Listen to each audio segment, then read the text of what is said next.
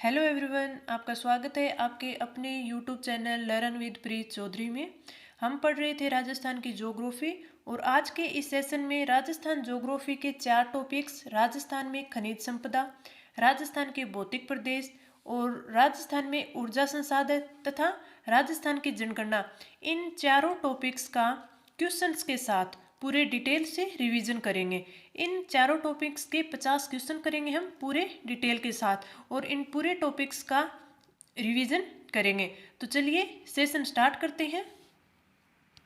सबसे पहले खनिज संपदा, राजस्थान में खनिज संपदा के क्वेश्चन आंसर है सोल्व करते हैं। ये टॉपिक हमने कल ही कंप्लीट किया है, आज इसके क्वेश्चन आंसर करते हैं। फर्स्ट क्वेश्चन है, कौन सा जोड़ा सुमेलित नहीं है? हमें देखना है, इस साइड तांबा निक्षेपण दे रखा है, इस साइड जिला दे रखा है। तो सिंघाना झुंझुनू में है, ये बिल्कुल सही है। बिंदासर चूरू, ये भी बिल्कुल सही है। रेलमगरा उदयपुर, ये गलत है क्योंकि रेलमगरा है वो राजसमंद में है, राजसमंद।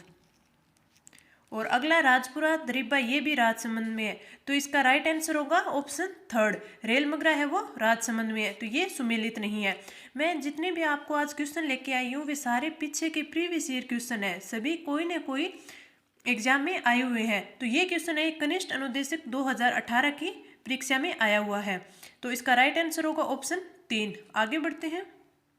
अगला क्वेश्चन, निम्नलिखित में से कौन से काल की चट्टानों में सीसा जस्ता मिलता है?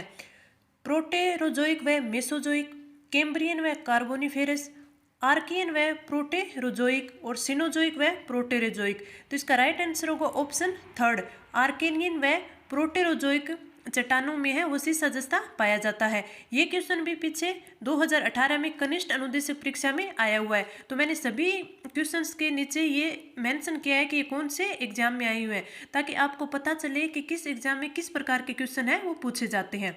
अगला क्वेश्चन, कौन सा पेट्रोलियम उत्पादक स्थल बाड़मेर में स्थित नहीं है?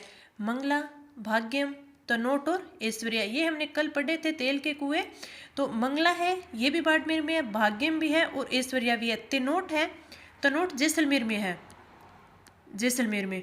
तो इसका राइट आंसर होगा ऑप्शन 3, तनोट है वो बाड़मेर में स्थित नहीं है। अगला क्वेश्चन, पलाना क्षेत्र निम्नलिखित में से किस स्रोत के लिए प्रसिद्ध है? सीसा, लिग्नाइट, कॉपर और फेरस।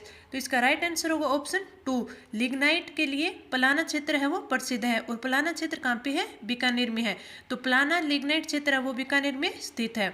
अगला क्वेश्चन, निम्न में से कौन सा खनिज तेल क्षेत्र राजस्थान के बाड़मेर जिले में नहीं है? तो इसमें मंगला फर्स्ट, विजया, सौभाग्यम और सरस्वती। एक बार अगर इस क्वेश्चन से ध्यान से नहीं पढ़ते हैं तो इसमें यह लगता है कि सारे ही है, मंगला फर्स्ट भी है, विजया भी है, सौभाग्यम भी और सरस्वती है। लेकिन बाड़मेर में सौभाग्य नाम से कोई भी कुआं नहीं है, वो भाग्यम है। ये पीछे भी हमने क्वेश्चन किया है अभी, जिसमें भाग्यम, तो बाड़मेर में है वो भाग्यम तेल का कुआं है। तो इसका राइट आंसर होगा ऑप्शन थर्ड। अगला क्वेश्चन, सबला लोहारिया खनन क्षेत्र है वो निम्नलिखित में से किस जिले में स्थित है? भीलवाड़ा, दौसा, बाड़मेर और डूंगरपुर। बाड़मेर और डूंगरपुर। तो सबला लोहारिया खनन क्षेत्र है वो डूंगरपुर में स्थित है। तो इसका राइट आंसर होगा फोर्थ।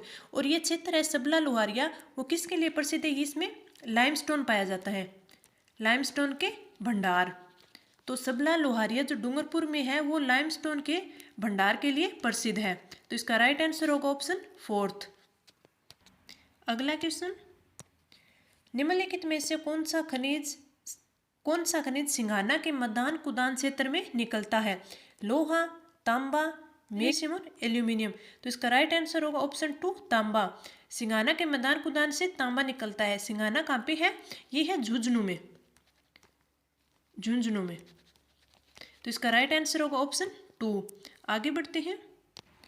निम्नलिखित में से किस प्रकार का कोयला गुणवत्ता में श्रेष्ठ माना जाता है? तो गुणवत्ता में श्रेष्ठ माना जाता है एंथ्रेसाइट। तो इसका राइट आंसर होगा ऑप्शन फोर्थ। अगर ये पूछ लेता कि गुणवत्ता में निम्नतम श्रेणी का पूछ लेता या गुणवत्ता में निम्न पूछ लेता तो फिर होता पीट, क्योंकि पीट है वो निम्न श्रेणी का कोयला है। और लिग्नाइट है ये भूरे रंग का कोयला होता है और ये पीट से थोड़ा अच्छे किस्म का होता है, लेकिन सबसे अच्छी किस्म होती है एंथ्रेसाइट की। और भारत है वो बिटुमिन्स कोयले के उत्पादन में प्रथम स्थान पे है विश्व में। तो भारत विटामिन्स उत्पादन में फर्स्ट स्थान पे है विश्व में। तो इसका राइट आंसर होगा गुणवत्ता में श्रेष्ठ माना जाता है फोर्थ एंथ्रेसाइट। अगला question, Rajasthan refinery limited Panchpadra Barmer के बारे में क्या सही नहीं है? तो ये कल हमने पढ़ा था कि राजस्थान रिफाइनरी लिमिटेड है वो पंचपदरा बाड़मेर में है। यह देश की प्रथम ऐसी परियोजना है जिसमें रिफाइनरी पेट्रोकेमिकल कॉम्प्लेक्स का सम्मिश्रण है। ये बिल्कुल सही है। इसकी परियोजना लागत 43,129 करोड़ रुपए है, ये भी सही है। और कोविड की वजह से इसका बजट है वो कितना कर दिया था? 70,000 करोड़। और तीसरा है, यह परियोजना एचपीसीएल तथा भारत सरकार का संयुक्त उद्यम है। ये गलत है, क्योंकि मैंने आपको कल ही बताया था कि कई बार एग्जाम में है वो राजस्थान सरकार की जगह भारत सरकार दे देते हैं और बच्चे गलती यहीं पे करते हैं कि उसको भारत सरकार का संयुक्त उद्यम मान लेते हैं। तो यह एचपीसीएल है, जो ये रिफाइनरी है ये एचपीसीएल और राजस्थान सरकार का संयुक्त उपक्रम है। तो इसका राइट आंसर होगा ऑप्शन 3 कि यह परियोजना है वो एचपीसीएल तथा राजस्थान सरकार की है। इसमें एचपीसीएल का हिस्सा 74% है और राजस्थान सरकार का है वो 26% है। तो इसका राइट आंसर होगा ऑप्शन 3। आगे बढ़ते हैं। पलाना जिस खनन के लिए जाना जाता है वह है कोयला, सोना, चांदी और तांबा। पलाना क्षेत्र है जो कि बीकानेर में है। हमने पीछे अभी देखा बीकानेर में है और ये लिग्नाइट कोयले के लिए जाना जाता है। किसके लिए? लिग्नाइट कोयले के लिए। तो इसका राइट आंसर होगा ऑप्शन ए कोयला। पलाना क्षेत्र है वो कोयले के खनन के लिए जाना जाता है। अगला क्वेश्चन, अब आगे हम राजस्थान के भौतिक प्रदेश के क्वेश्चन आंसर है पूरे डिटेल से करेंगे। भौतिक प्रदेश का फर्स्ट क्वेश्चन है, रामगढ़ की गोलाकार पहाड़ी निम्न में से कौन से प्रदेश में अवस्थित है? शेखावाटी प्रदेश, हाड़ौती का पठार, छप्पन का मैदान और घग्गर का मैदान। तो इसका राइट आंसर होगा ऑप्शन 2 हाड़ौती का पठार। रामगढ़ की गोलाकार पहाड़ियां हैं वो 12 में स्थित है और 12 है वो हाड़ौती प्रदेश यानी हाड़ौती के पठार में स्थित है। ये क्वेश्चन पीछे फर्स्ट ग्रेड 2018 में आया हुआ है। तो इस प्रकार के क्वेश्चन है वो अभी भी आ सकते हैं सेकंड ग्रेड में। तो आप है इनका रिवीजन अच्छे से कीजिए। अगला क्वेश्चन, राजस्थान में धूल भरी आंधियां चलने के लिए आवश्यक दशा कौन सी है? ये भी क्वेश्चन पीछे फर्स्ट ग्रेड 2018 में आया हुआ है। उच्च वार्षिक तापांतर, शीत ऋतु, उच्च वायुदाब और सैवनीय क्रियाएं और तिब्बत के पठार पर निम्न वायुदाब दशाएं। तो इसका राइट आंसर होगा ऑप्शन 3 सैवनीय क्रियाएं। ये जो क्वेश्चन ये है ये फर्स्ट ग्रेड 2018 की जो वैकेंसी थी जिसका एग्जाम 2020 में हुआ था उसमें आया हुआ है। तो इसका राइट आंसर होगा ऑप्शन 3 सैवनीय क्रियाएं। अगला क्वेश्चन, निम्नलिखित कथनों पर विचार कीजिए। हमें ये कथन पढ़ने हैं और फिर इसमें से सही उत्तर है वो हमें टिक करना है। तो निम्नलिखित कथनों पर विचार कीजिए। अरावली मरुस्थल के पूर्वी विस्तार को रोकती है। राजस्थान में अरावली है उसकी स्थिति ये है, ये दक्षिण पश्चिम से उत्तर पूर्व की ओर जाती है। तो अरावली मरुस्थल के पूर्वी विस्तार को रोकती है, ये बिल्कुल सही है। अरावली क्षेत्र खनिजों में समृद्ध है, ये भी सही है। राजस्थान में वर्षा का वितरण प्रारूप अरावली से प्रभावित नहीं है, ये गलत है, क्योंकि जब दक्षिणी पूर्वी मानसून आता है तो अरावली है वो अपने समांतर इसको जाने देती है और आगे पश्चिमी क्षेत्र में जो मानसून है वो नहीं पहुंच पाता। तो राजस्थान में वर्षा का वितरण प्रारूप अरावली से प्रभावित होता है, ये इसने गलत दे रखा है। राजस्थान की अनेक नदियों का उद्गम स्थल अरावली है, ये भी बिल्कुल सही है। तो इसके ए, बी और डी है ये बिल्कुल सही है। तो इसका राइट आंसर होगा ऑप्शन 2 ए, बी, डी सही है। अगला क्वेश्चन, राजस्थान के कितने जिलों को मरु जिला बोला जाता है? 12, 13, 14 और 15। तो इसका राइट आंसर होगा ऑप्शन ए 12। राजस्थान के 12 जिलों को है वो मरु जिले बोला जाता है। 12 कौन कौन से है? जैसलमेर, बाड़मेर, बीकानेर, जोधपुर और गंगानगर, हनुमानगढ़ और जालोर, झुंझुनू और सीकर, चूरू, पाली और नागौर। ये 12 जिले हैं, ये मुरु जिले कहलाते हैं। ये हमने पूरे जब भौतिक प्रदेश पढ़ा था तो उसमें ये पूरा डिटेल से पढ़ा था। अगर आपने अभी भी वो टॉपिक्स नहीं किए हैं, नहीं देखे हैं वो क्लासें, तो पहले जाके वो देख लीजिए, क्योंकि इन चारों टॉपिकों से एग्जाम में ज़रूर क्वेश्चन बनते हैं। तो आप चाहे उसे 2x पर करके देखें, लेकिन उन पूरी क्लासेस को ज़रूर लें। आगे बढ़ते हैं।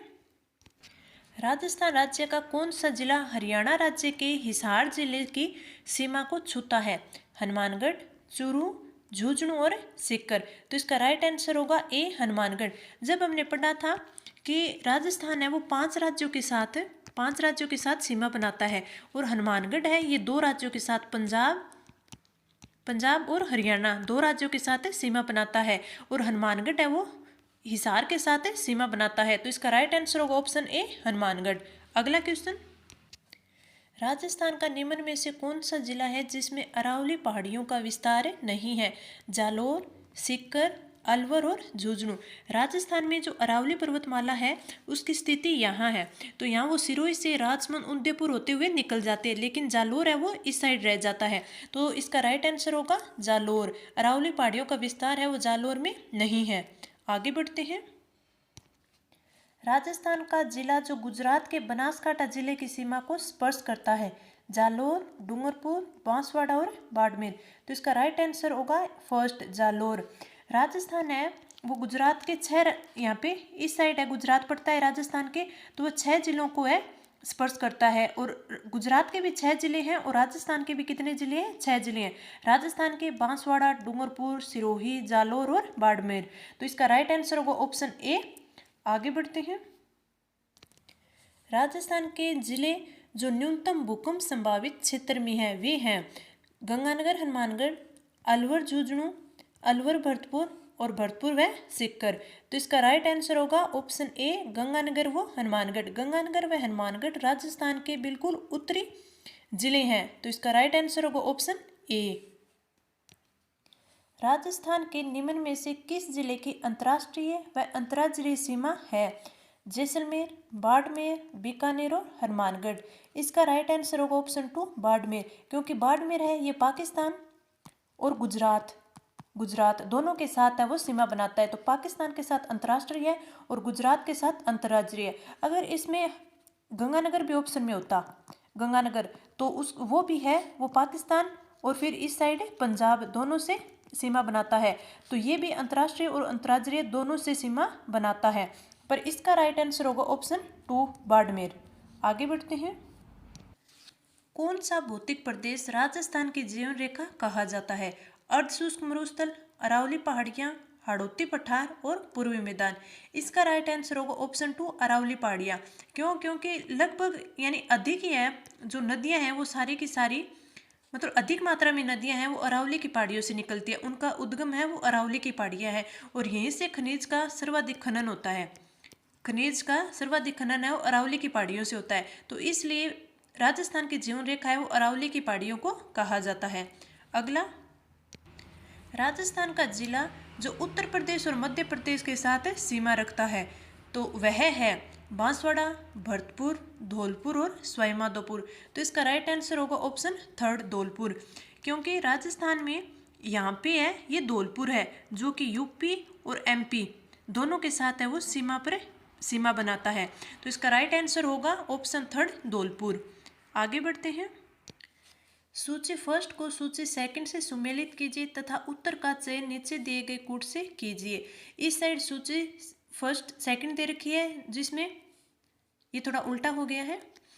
इस साइड है अरावली के शिखर दे रखे हैं, यानी ऊंची चोटियां दे रखी हैं, और इस साइड है वो ऊंचाई दे रखी है मीटर में कि किस चोटी की है वो कितनी ऊंचाई है। तो इस प्रकार के क्वेश्चन में हमें मिलान करना होता है। फिर हमें नीचे कूट दिए होते हैं, वहाँ पे फर्स्ट, सेकंड, थर्ड ऐसे करके ऑप्शन दिए रहते हैं, और इस साइड ए, बी, सी, डी ऐसे दिए होते हैं। फिर हमें ये कूट है उसका मिलान करके हमें नीचे ऑप्शन पर टिक करने होते हैं। तो इसमें अचलगढ़ की जो ऊंचाई है वो कितनी है? वो है 1380 मीटर। और फिर तारागढ़ है, तारागढ़ की है 873, तारागढ़ की 873। खो की है 920 मीटर, खो की 920 मीटर। और भेराज की है 792 मीटर। तो इसका राइट आंसर हो जाएगा ए में सी, फिर तारागढ़ में डी, और खो यानी सी में ए, और डी भिराज में क्या होगा बी। तो इसका राइट आंसर हो जाएगा सी, डी, ए और बी। इस प्रकार इन क्वेश्चंस को सोल्व करना होता है। आगे बढ़ते हैं। अगला क्वेश्चन, तारागढ़ पर्वत चोटी अरावली के निम्नलिखित प्रदेशों में किसका भाग है? उत्तरी अरावली, दक्षिणी अरावली, मध्यवर्ती या पूर्वी। तो इसका राइट आंसर होगा ऑप्शन थर्ड, मध्यवर्ती अरावली, क्योंकि तारागढ़ है वो अजमेर में है और अजमेर है वो मध्यवर्ती अरावली में आता है। अभी हमने पढ़ा कि तारागढ़ की ऊंचाई है वो 873 मीटर है।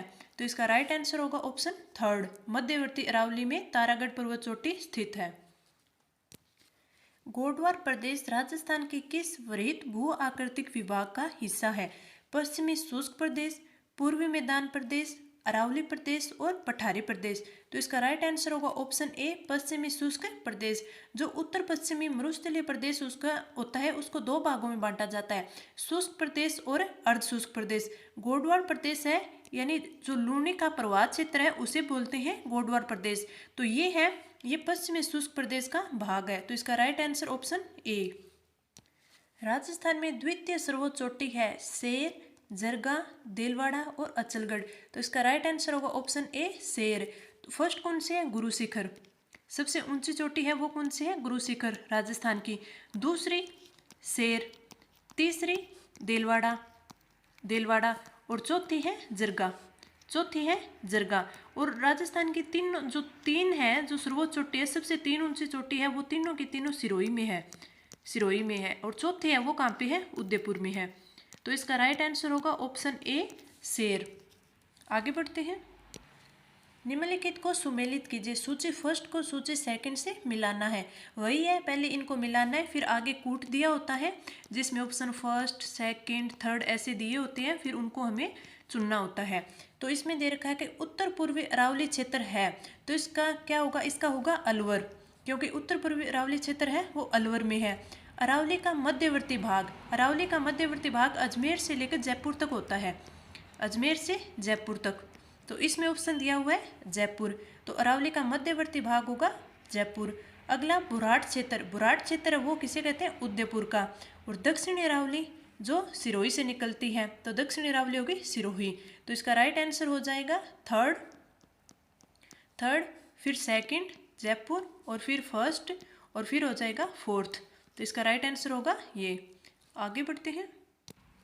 वह राज्य जो राजस्थान के साथ सीमा नहीं बनाता वह है मध्य प्रदेश, उत्तर प्रदेश, हिमाचल और पंजाब। राजस्थान के साथ है वो 5 राज्य सीमा बनाते हैं। ऊपर से देखें, उत्तर से देखें तो पंजाब, फिर हरियाणा, फिर यूपी, एमपी और फिर गुजरात। तो ये 5 राज्य हैं जो कि राजस्थान के साथ सीमा बनाते हैं। तो इसमें हिमाचल प्रदेश, तो इसका थर्ड आंसर होगा हिमाचल प्रदेश। इसका राइट आंसर होगा हिमाचल प्रदेश। अगर आपको वीडियो अच्छी लग रही है तो आप लाइक कीजिए, कमेंट्स कीजिए और चैनल को सब्सक्राइब कीजिए। मैं आपको पूरा डिटेल से पढ़ा रही हूँ, सारे क्वेश्चंस हैं उनके जो राइट आंसर है वो भी बता रही हूँ और उसकी व्याख्या भी करवा रही हूँ। अगर आपको फिर भी ये समझ नहीं आ रहा है तो आप हमारे जितने भी टॉपिक्स की जो वीडियो है पीछे की वो आप देखिए, और इसकी पीडीएफ पाने के लिए आप हमारे टेलीग्राम ग्रुप लर्न विद प्रीत चौधरी को ज्वाइन कीजिए। तो वहाँ पे आप पीडीएफ प्राप्त कर सकते हैं और उसका जल्दी से रिवीजन कर सकते हैं। आगे बढ़ते हैं। आगे हम अगला टॉपिक राजस्थान में ऊर्जा संसाधन, इसकी है क्वेश्चन आंसर देखेंगे डिटेल से। राजस्थान का नाभिकीय बिजली संयंत्र कहाँ स्थित है? निम्बाहेड़ा, राउतभाटा, भटेवर, सूरतगढ़। तो राजस्थान का नाभिकीय बिजली संयंत्र है वो राउतभाटा चित्तौड़गढ़ में स्थित है। तो इसका राइट आंसर होगा ऑप्शन बी, राउतभाटा। राजस्थान का परमाणु शक्ति गृह जो राउतभाटा है उसकी स्थापना 1973 में की गई, कनाडा के सहयोग से की गई, और यह देश का तो दूसरा है और राजस्थान का है वो फर्स्ट परमाणु ऊर्जा स्टेशन है। ये देखिए क्वेश्चन ये है, काफ़ी एग्जाम्स में आया हुआ है, बीएसटीसी, संगणक परीक्षा, सेकंड ग्रेड। तो आप इन क्वेश्चंस जो मैंने अभी आपको बताए हैं कि इस टॉपिक जैसे ऊर्जा संसाधन, खनिज, जनगणना, भौतिक प्रदेश, जलवायु, तो इन टॉपिक से क्वेश्चन हमेशा बनते हैं। तो इनको आप इतना तैयार कर लीजिए कि किसी भी एग्जाम्स में एक भी क्वेश्चन आपका गलत ना हो। आगे बढ़ते हैं। राजस्थान की जालिपा कपूरडी तापीय विद्युत परियोजना के बारे में निम्न वाक्यों पर ध्यान दीजिए। ये आरएस परी में आया हुआ क्वेश्चन है। यह विद्युत परियोजना लिग्नाइट आधारित है। यह निजी विकासक द्वारा स्थापित की जा रही है। तो यह परियोजना लिग्नाइट आधारित है, ये बिल्कुल सही है। और यह निजी विकासक द्वारा स्थापित है, यह क्योंकि यह निजी कंपनी राजवेस्ट पावर लिमिटेड यानी RWPL इस कंपनी के द्वारा ये स्थापित की जा रही है। और ये है लिग्नाइट कोयले पर आधारित है और ये बाड़मेर के भादेसर में है, बाड़मेर के भादेसर में स्थापित की हुई है। तो इसके फर्स्ट और सेकंड दोनों कथन सही है। तो इसका राइट आंसर होगा ऑप्शन ए, फर्स्ट व सेकंड दोनों सही हैं। कौन सी बाहरी संस्था राजस्थान अक्षय ऊर्जा प्रसारण निवेश कार्यक्रम के लिए वित्तीय सहायता प्रदान कर रही है? ये क्वेश्चन भी RS प्री में आया हुआ है। इसका ऑप्शन विश्व बैंक, जापान अंतर्राष्ट्रीय सहयोग संस्था, एशियन विकास बैंक, KfW जर्मनी। तो इसका राइट आंसर होगा ऑप्शन थर्ड, एशियन विकास बैंक। जो इसे राजस्थान अक्षय ऊर्जा प्रसारण निवेश है, इस कार्यक्रम को वित्तीय सहायता है वो एशियन विकास बैंक दे रहा है। आगे बढ़ते हैं। राजस्थान में ऊर्जा की धारित शक्ति में ताप ऊर्जा का लगभग अनुपात कितना है? 90%, 60%, 33%, 80%। तो इसका राइट आंसर होगा ऑप्शन टू, 60%। क्योंकि राजस्थान में लगभग यानी अधिकतर ही है वो कोयला आधारित संयंत्र है, कोयला आधारित संयंत्र है, यानी ताप ऊर्जा के द्वारा संचालित है। तो इसका राइट आंसर होगा ऑप्शन टू, 60%। राजस्थान ऊर्जा विकास अधिकरण की स्थापना हुई थी, कब की गई?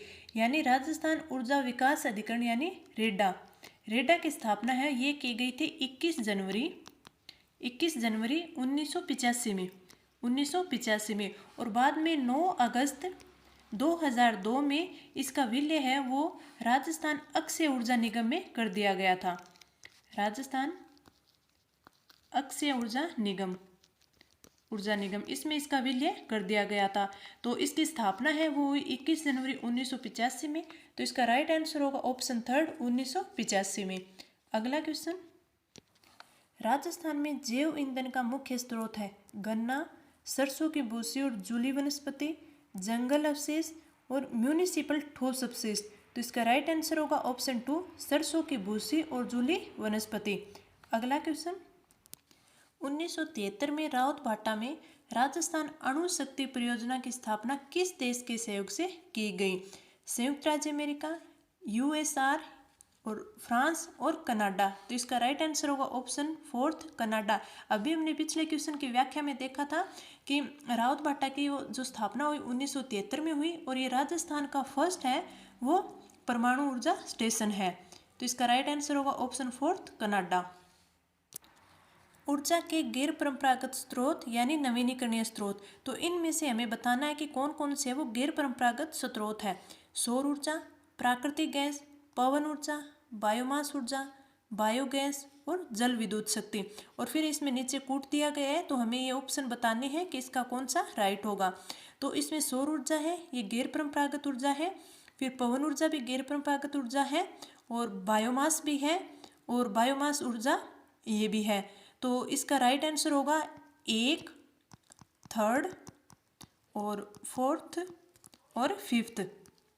तो इसका राइट आंसर होगा ऑप्शन ए, सौर ऊर्जा, पवन ऊर्जा, बायोगैस, बायोमास ऊर्जा। अगला क्वेश्चन, प्राकृतिक गैस पर आधारित शक्ति परियोजना स्थित है भिवाड़ी, उदयपुर, बीकानेर और रामगढ़। तो इसका राइट आंसर होगा ऑप्शन फोर्थ, रामगढ़ जैसलमेर में। और जो रामगढ़ जैसलमेर है ये राज्य सरकार की फर्स्ट है, राज्य सरकार की प्रथम गैस आधारित परियोजना है, गैस आधारित विद्युत परियोजना। तो राज्य सरकार की फर्स्ट गैस आधारित विद्युत परियोजना। तो इसका right answer fourth, Ramgarh Jaisalmer में। सौर ऊर्जा एंटरप्राइजेज क्षेत्र निम्न में से किन जिलों में है? जोधपुर, बाड़मेर, जैसलमेर, नागौर, जोधपुर, पाली, जैसलमेर, नागौर, बाड़मेर और जोधपुर, जालौर, बाड़मेर। तो इसका राइट आंसर होगा ऑप्शन ए, जोधपुर, बाड़मेर और जैसलमेर सौर ऊर्जा एंटरप्राइज क्षेत्र है। अगला क्वेश्चन, राजस्थान के किस जिले में छबड़ा तापीय ऊर्जा केंद्र स्थित है? कोटा, 12 झालावाड़ सवाईमाधोपुर। तो इसका राइट आंसर होगा ऑप्शन 2 12। हमने जब ये टॉपिक ऊर्जा संसाधन किया था तो उसमें पूरा डिटेल से किया था कि कौन से हैं वो थर्मल पावर प्लांट होते हैं, कौन से सुपर थर्मल पावर प्लांट होते हैं और कौन से क्रिटिकल होते हैं। क्रिटिकल हमने क्रिटिकल नॉन क्रिटिकल सभी अलग अलग डिटेल से पढ़े थे। जो राजस्थान का फर्स्ट थर्मल पावर प्लांट है वो है कोटा, और राजस्थान का first super thermal power plant है वो है सूरतगढ़ गंगानगर में, और राजस्थान का फर्स्ट क्रिटिकल पावर प्लांट है वो है छबड़ा, जो कि कहाँ पे है, 12 में है। तो ये टॉपिक हमने पूरा डिटेल से पढ़ा था। अगर आपने अभी वो वीडियो नहीं देखी है तो आप पीछे जाके वो वीडियो देख लें। अगला क्वेश्चन, अब आगे राजस्थान के जनगणना के टॉपिक्स के क्वेश्चन आंसर करते हैं। जनगणना का फर्स्ट क्वेश्चन है, जनगणना 2011 के अनुसार राजस्थान में जनसंख्या वृद्धि दर से संबंधित कौन से कथन सही है। सर्वाधिक जनसंख्या वृद्धि दर बाड़मेर जिले में दर्ज की गई, ये बिल्कुल सही है। बाड़मेर की जो कि राजस्थान की सर्वाधिक वृद्धि दर है वो कितनी है, 32.5%। अगला, न्यूनतम जनसंख्या वृद्धि दर गंगानगर जिले में दर्ज की गई, ये भी बिल्कुल सही है। गंगानगर जिले की कितनी है, 10% है इसकी, वो भी राजस्थान में सबसे कम है, दर्ज की गई। राज्य की औसत जनसंख्या वृद्धि दर 21.3% दर्ज की गई, ये भी इसका बिल्कुल सही है। अगला, उपरोक्त सभी कथन सही हैं, तो इसके फर्स्ट सेकंड और थर्ड तीनों ही सही हैं, तो इसका राइट आंसर हो जाएगा ऑप्शन 4, उपरोक्त सभी कथन सही हैं। अगला क्वेश्चन, जनगणना 2011 के अनुसार राजस्थान की कुल जनसंख्या कितनी है। 6.86 लाख, 6.85 करोड़, 6.86 खरब और 6.86 अरब। इसमें सारे ही हैं वो सेम से ऑप्शन दे रखी हैं, तो इसका राइट आंसर होगा ऑप्शन 2, 6.85 करोड़। अगला क्वेश्चन, जनगणना 2011 के अनुसार राजस्थान में सबसे कम लिंगानुपात है वो किस जिले में रिकॉर्ड किया गया है। दौसा, धौलपुर, भरतपुर, सवाईमाधोपुर। तो इसका राइट आंसर होगा ऑप्शन 2 धौलपुर। धौलपुर का जो कि राजस्थान में सबसे कम है वो है 846 लिंगानुपात, और राजस्थान में सबसे अधिक यानी सर्वाधिक लिंगानुपात है वो है डूंगरपुर का। और डूंगरपुर का कितना है, 994। और हमने पूरा देखा था कि शिशु लिंगानुपात है वो है 888, और राजस्थान का औसत लिंगानुपात वो है 928, और ग्रामीण लिंगानुपात है जो कि 933 है, जो कि राजस्थान के औसत लिंगानुपात से अधिक है। फिर हमने शहरी देखा तो शहरी लिंगानुपात है 914, जो कि राजस्थान के औसत लिंगानुपात से कम है। तो ये पूरा हमने डिटेल से पढ़ा था। आगे बढ़ते हैं। जनगणना 2011 के अनुसार राजस्थान की कुल कितने प्रतिशत जनसंख्या गाँव में निवास करती है। 50%, 60%, 90% और 75%। तो इसका राइट आंसर होगा ऑप्शन 4, 75%। गाँव में है वो 75.1% जनसंख्या निवास करती है, और शहरों में ये करती है 24.9%। आगे बढ़ते हैं। राजस्थान की जनगणना 2011 के अनुसार निम्नलिखित में से गलत कथन की पहचान करें। जनसंख्या वृद्धि दर 21.31% है, ये बिल्कुल सही है। लिंगानुपात 1000 महिलाएं प्रति 1000 पुरुष है, ये गलत है। अभी पिछले क्वेश्चन की व्याख्या में मैंने बताया कि राजस्थान का जो औसत लिंगानुपात है वो है 928। तो यहाँ पे 1000 न होकर 928 होगा, तो इसका राइट आंसर ऑप्शन 2 हो जाएगा। अगले ऑप्शन देख लेते हैं। कुल साक्षरता 66.11% है, ये सही है। राज्य की सर्वाधिक जनसंख्या जयपुर जिले में रहती है, ये भी सही है। और सबसे कम रहती है जैसलमेर में। तो इसका राइट आंसर हो जाएगा ऑप्शन 2, लिंगानुपात है वो 928 होता है। अगला क्वेश्चन, राजस्थान में सर्वाधिक महिला साक्षरता किस जिले में पाई जाती है। दौसा, जयपुर, कोटा और भरतपुर। तो इसका राइट आंसर होगा ऑप्शन 3, कोटा में। जो राजस्थान में सर्वाधिक महिला साक्षरता है वो कोटा में है, और अगर राजस्थान की सर्वाधिक साक्षरता देखी जाए वो भी कहाँ पे है, कोटा में है। अगर पुरुष की देखी जाए तो पुरुष की है झुंझुनू में। पुरुष की कहाँ पे है, झुंझुनू में। पुरुष झुंझुनू, महिला कोटा महिला की सर्वाधिक साक्षरता है वो कोटा में है, और पूरे राजस्थान की औसत साक्षरता देखें तो वो भी सर्वाधिक कहाँ पे है, कोटा में है। तो इसका राइट आंसर हो जाएगा ऑप्शन थर्ड, कोटा। अगला क्वेश्चन, 2011 की जनगणना के अनुसार राजस्थान के कौन से जिलों में सर्वाधिक और न्यूनतम महिला साक्षरता दर है? जयपुर प्रतापगढ़, सीकर बांसवाड़ा, झुंझुनू सिरोही और कोटा जालौर। तो इसका राइट आंसर होगा ऑप्शन फोर्थ। राजस्थान में सर्वाधिक महिला साक्षरता है वो तो है कोटा में, और कितनी है, ये है 65.9%। और सर्वाधिक कम बोल दें तो कम है महिला साक्षरता, वो है जालोर में, और वो कितनी है, 38.5%। तो इसका राइट आंसर होगा ऑप्शन फोर्थ। तो ये था आज की हमारी क्लास, जिसमें हमने 50 इंपॉर्टेंट क्वेश्चन है वो 4 टॉपिक्स के कवर कर लिए हैं, और पूरा हमने डिटेल से रिवीजन भी कर लिया है।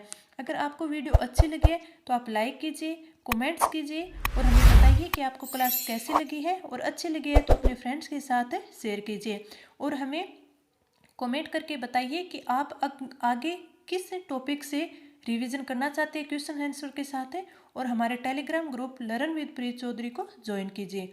तो इस सेशन में इतना ही, धन्यवाद।